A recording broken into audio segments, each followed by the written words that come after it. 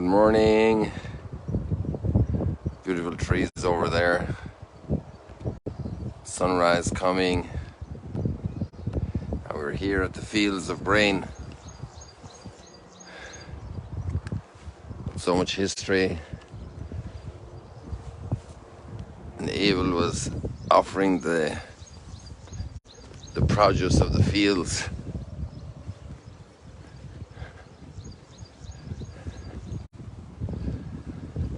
And Ruth with her barley harvest. And first of all, the famine, there was a lack of grain. These fields are lovely. That gift of nature and husbandry, farming, agriculture, the touch of the human hand in all this effort.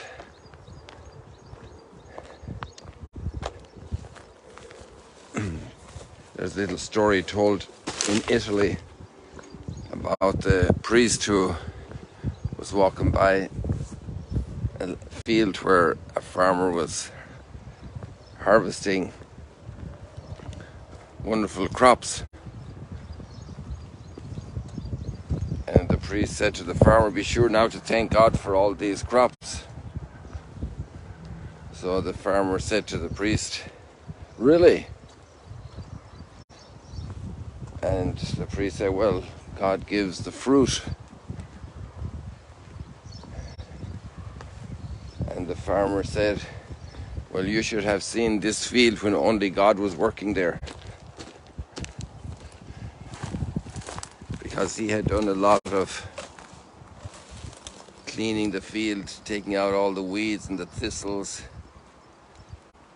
and the thorns and the brambles, and removing the stones and tilling the soil and refining it and sowing the plants and looking after it.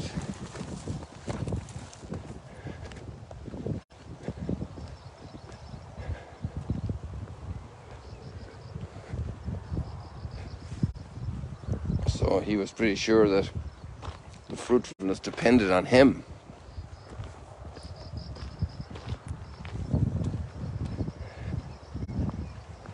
And we get the lesson from that funny comment of that farmer.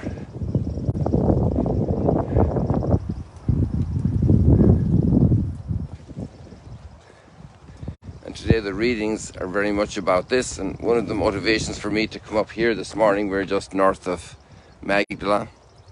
There are a few properties between us and Magdala here. One of the reasons coming up here this morning was because Easter is the barley harvest,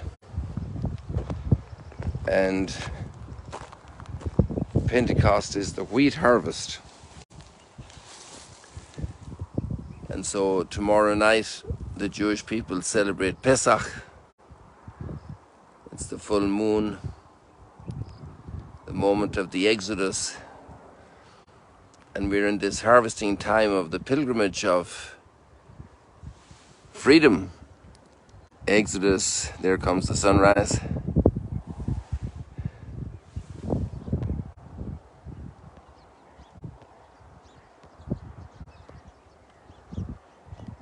And so it's a time of harvesting for all of us as we work through the pilgrimage work, but being blessed by God by grace.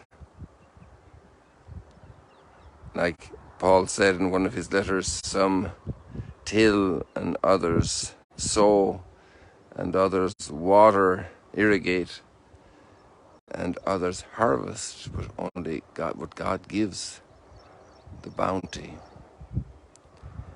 And this is in our readings today as well.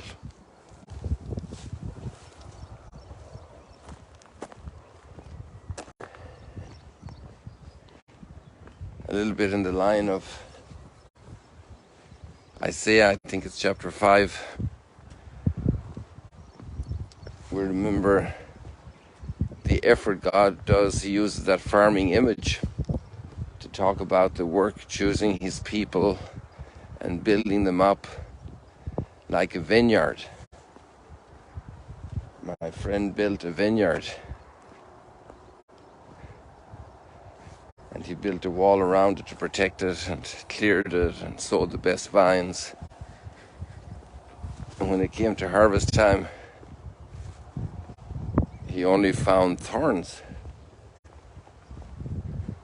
not vines laden with clusters of grapes. This theme of the harvest runs through the scriptures all the way. Here we have not vines, but very thorny bush plants, very sharp thorns.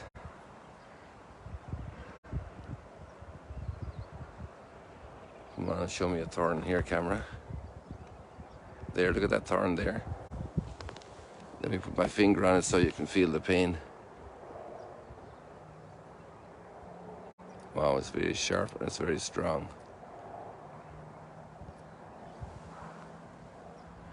It has another thorn underneath it, a hook thorn. And instead of having clusters of grapes, he just had thorns. So the two readings today are from Isaiah, and we're in the songs of the suffering servant.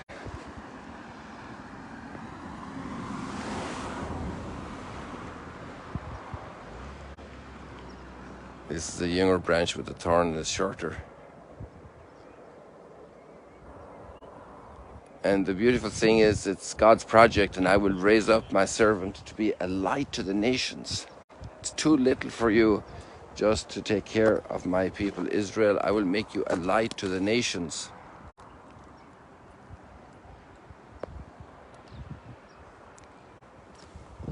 I will make you a light to the nations. The victory, despite the hardship. Someone learning to drive there. I will make you a light to the nations.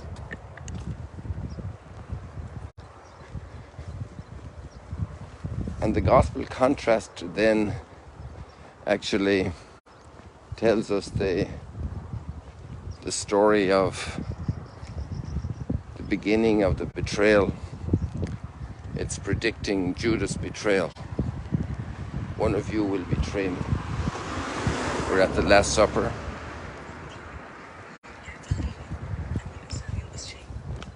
And there, Jesus brings up the subject.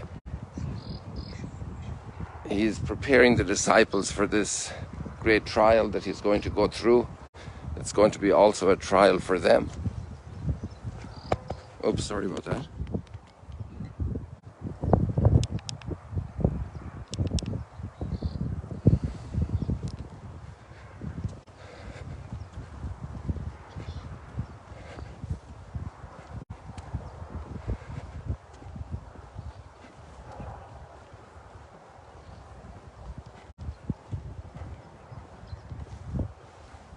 Over here you can appreciate the fields better.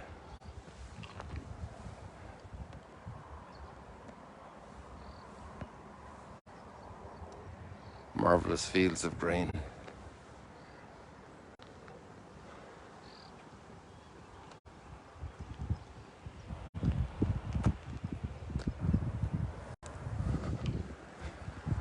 And Peter then boasts, I will not betray you.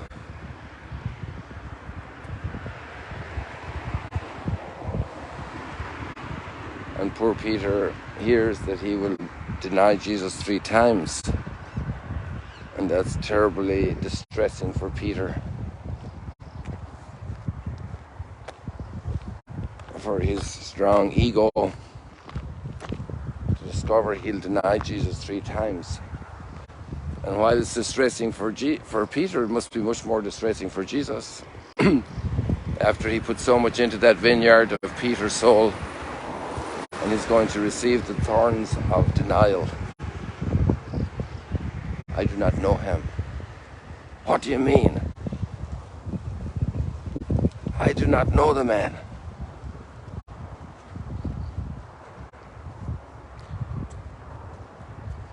We have that proverb, a friend in need is a friend indeed. And Jesus was in his most extreme need, and Peter was denying him. And Peter had received so many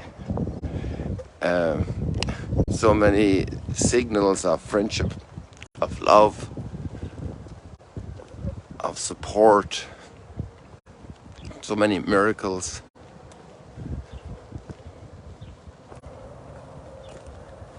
Had been witness to so many incredible actions, including the raising of Lazarus from the dead.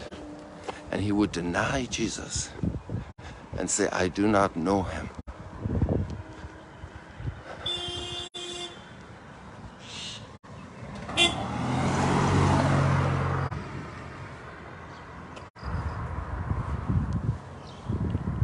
I do not know him.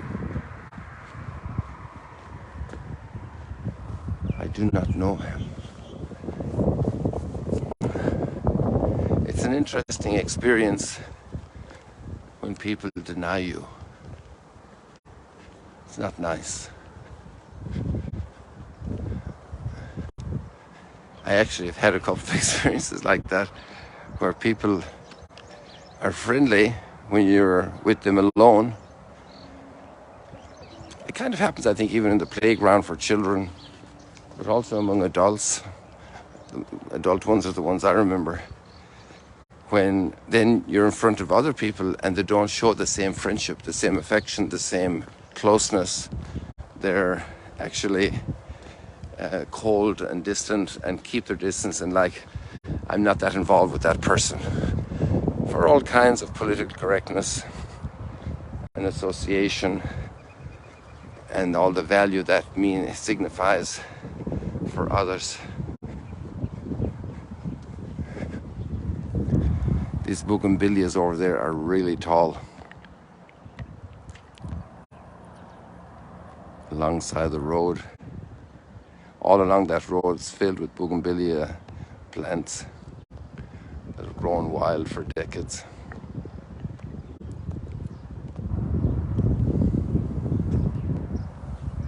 Mount Arbel, and behind it Mount Nitai, and then in between is Wadi Hammam.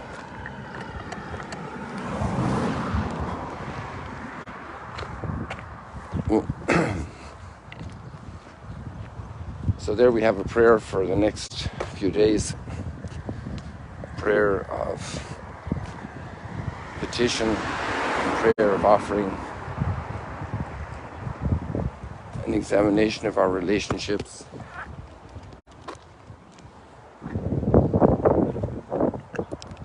especially with people who might be going through difficult moments now.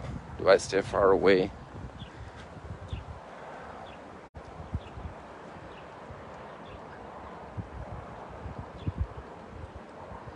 Can I be close? Can I give consolation and comfort? Just heard a beautiful story about some people going through a very difficult trial.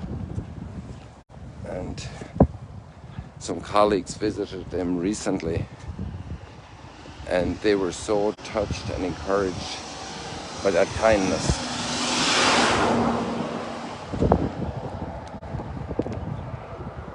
It made their day. It was a moment of fraternity, of true encouragement.